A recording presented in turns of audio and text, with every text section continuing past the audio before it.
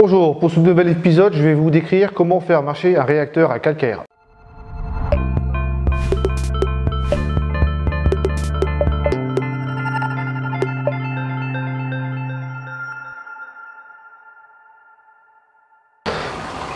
Alors le principe du réacteur à calcaire, c'est de fournir du carbonate et du bicarbonate à vos coraux. Ça résume à donner du calcium et du KH à vos coraux.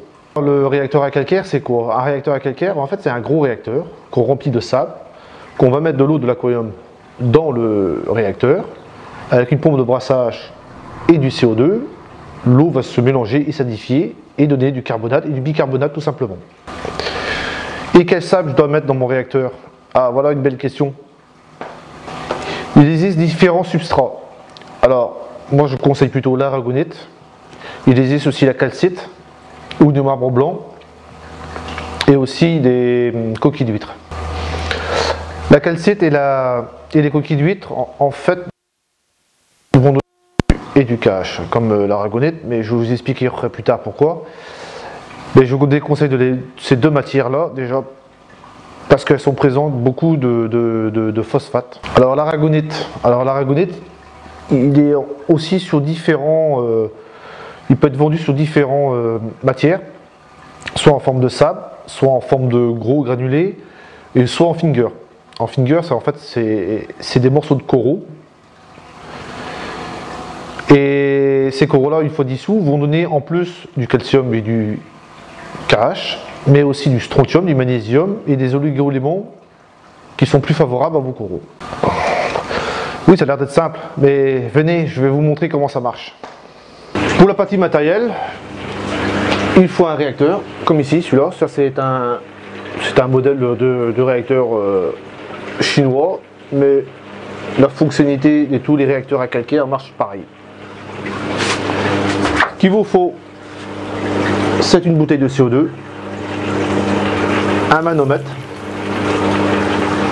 du tuyau, une vanne anti-retour pour éviter que l'eau aille dans la bouteille de CO2 quand elle se vide, le compte-bulle généralement qui est fourni avec, le réacteur. Dans le réacteur ici on voit bien la colonne de sable, c'est que de l'aragonite que je mets là. Derrière ici la pompe de brassage qui va brasser l'intérieur du réservoir et qui va en même temps mélanger le CO2.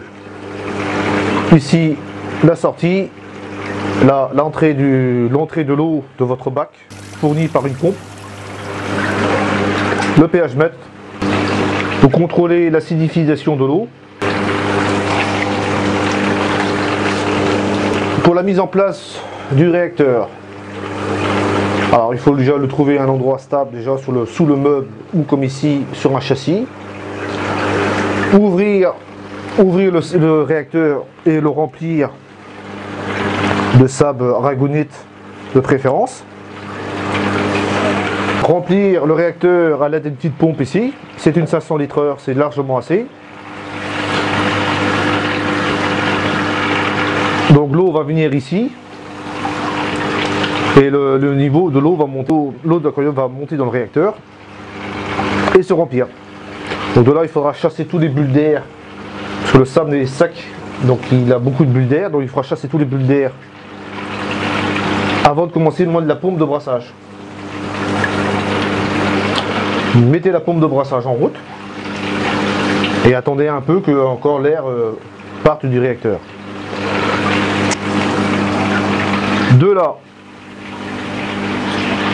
on va commencer à injecter le CO2. Donc on ouvre la vanne pour le mettre à 50 bars et à 1 bar ici de pression. Et on va ouvrir doucement la vis de réglage du CO2.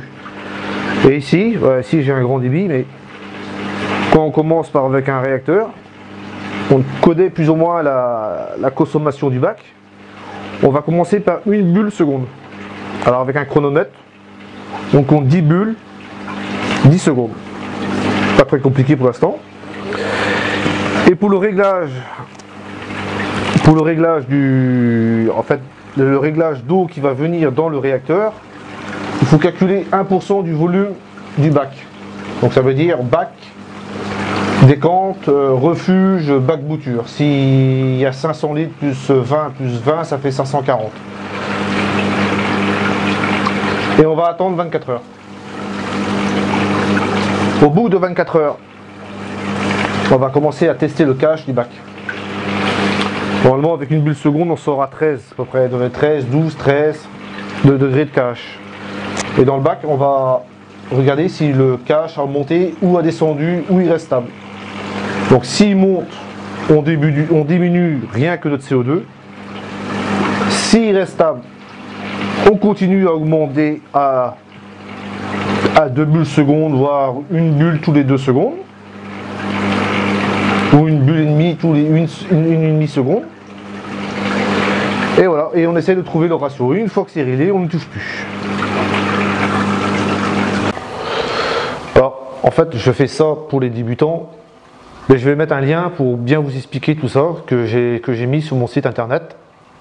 Donc, vous verrez plus d'explications sur les différents produits, sur les différents aussi pH de dissolution du sable, plus en détail. Pour l'instant, c'est juste un compte rendu que je fais pour vous.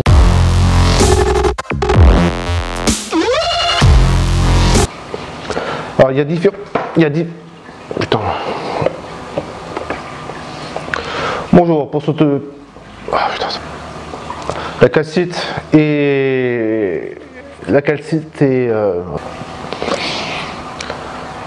Alors, quand vous avez...